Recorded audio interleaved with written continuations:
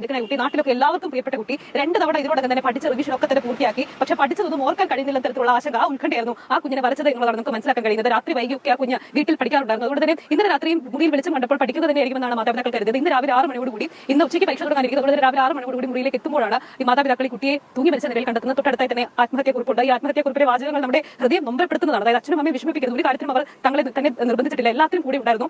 നന്നായി പഠിച്ചു, 2 തവണ റിവിഷൻ നടത്തി, പക്ഷെ ഒന്നും ഓർമ്മ നിൽക്കുന്നില്ല. നന്നായി പരീക്ഷ എഴുതാൻ കഴിയുമോ എന്ന് എനിക്ക് ആശങ്കയുണ്ട്. തുടങ്ങിയ കാര്യങ്ങളൊക്കെയാണ് ഈ ആത്മഹത്യക്കുറിപ്പിൽ പറയുന്നത്. താൻ ഒരു കഠിന ഹൃദയം അല്ലാത്തത് കൊണ്ട് താൻ ഈ ലോകത്ത് നിന്ന് പോകുന്നു എന്നാണ് ആ 17-കാരൻ എഴുതിയിട്ടത്. അതിനുശേഷമാണ് തൂങ്ങി മരിച്ചത്. ഇതാണ് ഈ കുട്ടിയുടെ ആത്മഹത്യക്കുറിപ്പ്. ആർക്കും കേട്ടാൽ പോലും നമുക്ക് സങ്കടം തോന്നുന്നതാണ് ആ കുട്ടിയുടെ അവസ്ഥ എന്നുള്ള കാര്യത്തിൽ. മകളെ, വളരെയധികം ഗൗരവമായിട്ടുള്ള ഒരു വിഷയമാണ്. ഒരു പക്ഷേ നിങ്ങളൊക്കെ സമാനമായിട്ടുള്ള ചിന്തകളിലൂടെ കടന്നു പോയിട്ടുണ്ടാവും. ആരോടും പറയാതെ ഉള്ളിൽ ഒതുക്കി വെക്കുന്ന ഒരുപാട് മക്കളുണ്ട്. പ്രിയപ്പെട്ട മക്കളെ, നിങ്ങളുടെ എല്ലാവരുടെ ഒറ്റ കാര്യം വീണ്ടും വീണ്ടും വീണ്ടും റിപ്പീറ്റ് ചെയ്ത് പറയാണ്. കേവലം നിങ്ങളുടെ പരീക്ഷാ പേപ്പറിൽ കിട്ടുന്ന മാർക്കല്ല നിങ്ങളുടെ ജീവിതത്തെ തീരുമാനിക്കുന്നത്. അത് ഞാൻ അടിവരായിട്ട് പറയുകയാണ്. അത്രയൊന്നും മാർക്ക് ഇല്ലാഞ്ഞിട്ട് പോലും ഇന്ന് കേരളത്തിൽ ഏറ്റവും മികച്ച സ്ഥാപനത്തിൽ എനിക്ക് വർക്ക് ചെയ്യാൻ പറ്റിയിട്ടുണ്ടെങ്കിൽ അതിനേക്കാളൊക്കെ മിടുക്കരായിട്ടുള്ള നിങ്ങൾക്ക് ഭാവിയിൽ ഒരുപാട് സ്ഥലങ്ങളിലേക്ക് എത്താൻ പറ്റുമെന്ന് ഞാൻ വീണ്ടും പറയാണ്. കേവലം മാർക്ക് ഷീറ്റുകളല്ല നിങ്ങളുടെ ലൈഫിനെ തീരുമാനിക്കുന്നത്. ലൈഫ് എന്ന് പറഞ്ഞാൽ 10ാം ക്ലാസ്സിൽ ഫുൾ എ പ്ലസ് നേടുകയോ, +1 ഫുൾ എ പ്ലസ് നേടുകയോ, +2 ഫുൾ എ പ്ലസ് നേടുകയോ, ഇനി വലിയ കോളേജിൽ പഠിക്കുകയോ, അവിടെ പഠിച്ചിറങ്ങിയോ ഒന്നും അല്ല ലൈഫ് എന്ന് പറയുന്നത്. നമുക്ക് ജീവിതത്തെ പറ്റി ശരിക്കും അറിയാത്തതുകൊണ്ടാണ്. അതുകൊണ്ടാണ് നമ്മൾ ഈ ചെറിയ ലോകത്ത് ഇപ്പോൾ 10ാം ക്ലാസ്സിനെ സംബന്ധിച്ചിടത്തോളം അവരുടെ ഏറ്റവും വലിയ ലോകം എന്ന് പറയുന്നത് ഫുൾ എ പ്ലസ് നേടുക, +1 +2 കാരാണെങ്കിൽ ഇതേ അഭിപ്രായം തന്നെ അവർക്കുണ്ടാവുക. അപ്പോൾ അതൊന്നും അല്ല നമ്മുടെ ശരിക്കുള്ള ജീവിതം എന്ന് പറയുന്നത്. ഓരോ ജീവിതം നമ്മൾ മനസ്സിലാക്കണമെങ്കിൽ നമ്മുടെ സൊസൈറ്റി നമുക്കൊരു റോൾ ഉണ്ട്. അതെന്താണെന്ന് അറിയാൻ സമയം എടുക്കും. നിങ്ങൾ വെയിറ്റ് ചെയ്യും. നിങ്ങളുടെ മാർക്ക് കുറഞ്ഞു പോയി അല്ലെങ്കിൽ പരീക്ഷയ്ക്ക് പഠിക്കാൻ പറ്റുന്നില്ല എന്നൊക്കെ നിങ്ങൾ വിചാരിക്കുന്നുണ്ടെങ്കിൽ ഇത് എല്ലാ കുട്ടികൾക്കുള്ള കോമൺ പ്രശ്നമാണ്.